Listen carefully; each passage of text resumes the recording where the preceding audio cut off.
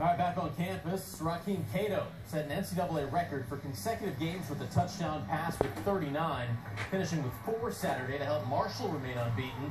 They're one of 4 remaining undefeated teams, but definitely the one getting less pub. Just another obstacle for this school. They are Marshall, and this is the voice of John Anderson.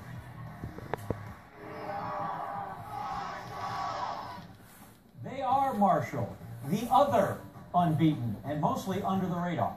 7-0, coached by a man who is neither a dentist, a gambler, nor a gunfighter, but is named Doc Holliday. Led by a QB, Rakeem Cato, who last week set a new NCAA mark by throwing a touchdown pass for the 39th straight game. A kid who could end up in New York as a Heisman finalist, a kid who could wind up in Chicago for the first round of the NFL draft. Both those places far from his hard-scrabble and heartbreaking childhood in Miami's Liberty City neighborhood. Gunshots, bullets, ambulance, police cars, on a consistent basis, night in, night out, drive-bys, anything can happen at any time. For every kid who walks in Rakeem Cato's shoes in those inner cities, there's another 50 of them, unfortunately, that don't make it. He's a shining example for a lot of kids that think there's no hope. They are Marshall, a tradition born from tragedy.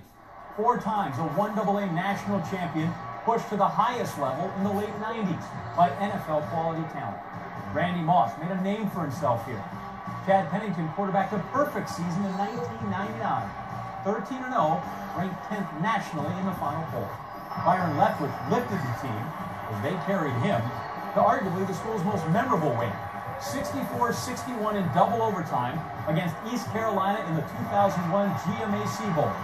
Leftwich steps up and throws, and it is caught, and Marshall wins.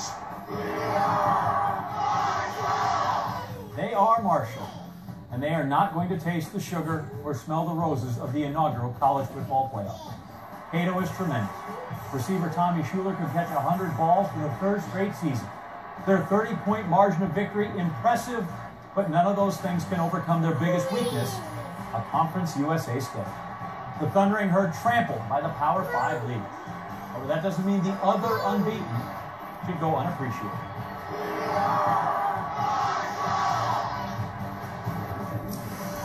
All right, Johnson, now that we only have 5 unbeaten teams left in college football, let's take a look at what their chances were to go undefeated before the season started. According to ESPN's Football Power Index, Florida State and Marshall actually have the best chances of that. FPI, no love for the Magnolia State. Ole Miss, Mississippi State,